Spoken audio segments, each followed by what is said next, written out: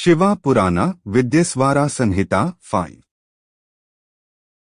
The great monk, on the request of sages, tells in detail about the holding of fire sacrifice, namely Agniyajna or yajna, devayajna, sacrifice to gods, and worship of Guru, even while making efforts to satisfy Brahmans, the learned men of the Vedas.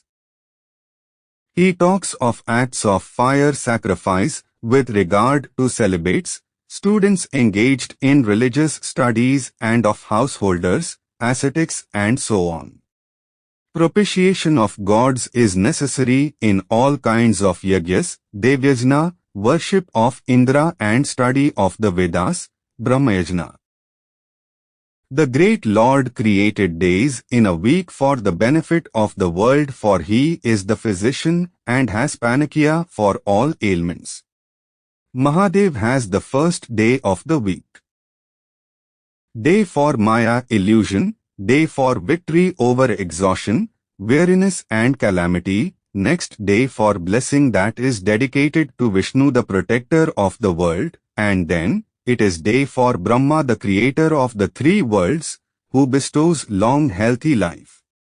The next 2 days are for Indra and Lord of Death, for presiding over the virtuous and sinful acts of people, the punyas and wicked. The days give enjoyments of life and help avoid premature death, whereas sun is Lord's manifestation, and worship of sun lavishes pleasures and joys, good health, wealth, sustenance and good food, longevity, etc. One gets joy and good health and wealth in life only if he prays and worships gods, for ultimate benefactor is the great Shiva. A devotee should worship the gods through japa of mantras, sacrifice, offering of gifts, adherence to asceticism and propitiation of deity, or through worshipping a Brahman at the altar with proper service and homage, and he will get blessing of Shiva. Proper worship of sun frees a devotee from sins. Worship of Lakshmi gives wealth, and it be done on Monday. Worship of Kali on Tuesday frees a man from sickness, etc.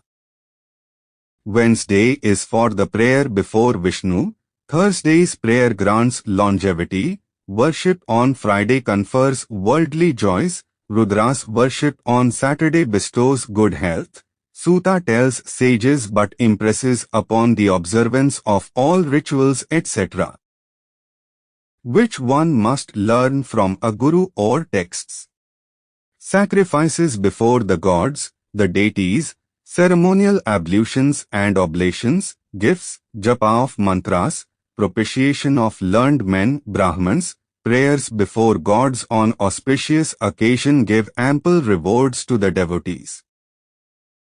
Devayajna bestows on devotees joy, happiness, pleasure and frees them from suffering of life and leads to ultimate deliverance, he emphasizes.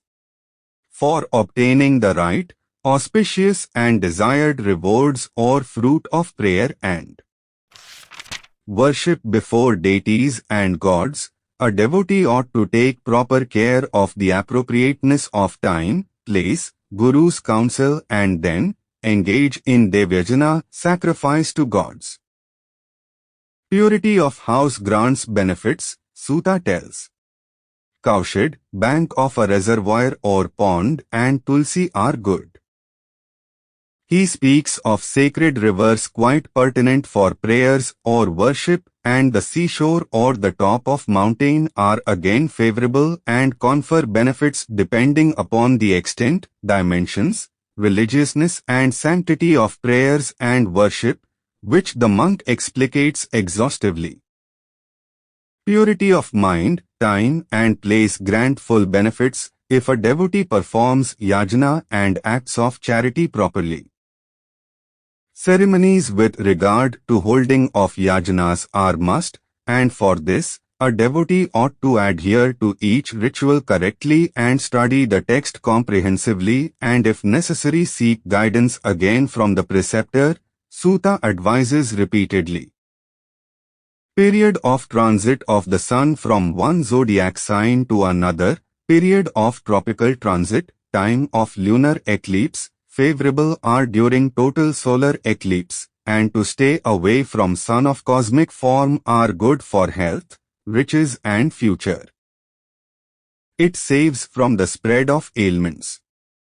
Ceremonial ablutions and cleansing, charitable acts, prayers and then, the alliance with the noble and virtuous souls are beneficial.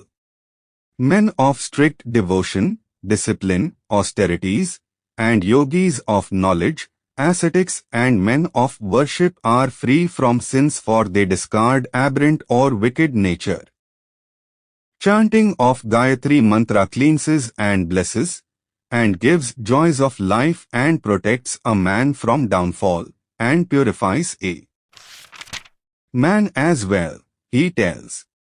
Such a devotee is entitled to perform rites of charity, punya, dana, japa, oblations and prayer etc.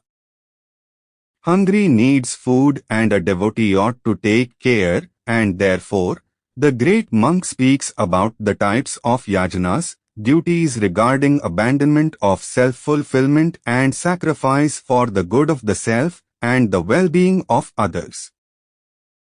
Benefits of yajnas take a devotee to the land of gods, holy lokas and finally to the land of Shiva. A man ought to make gifts and act charitably, and that makes life consequential and evocative. To work for the satisfaction of others brings blessings of the Lord. It is good to learn teaching of the Vedas from the Gurus. Faith is necessary and one realizes that acts are fruitful. Worship means recital of mantras, divine hymns, chanting or japa or pilgrimage to holy places and observance of rites, fast etc. religiously and correctly.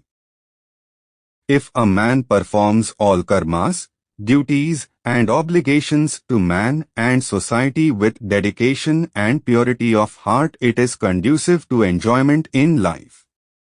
Acts of charity and observance of severity and austerity are essential in day-to-day activities. To offer shelter to the needy based on right choice, to perform sacred rites with devotion is also good.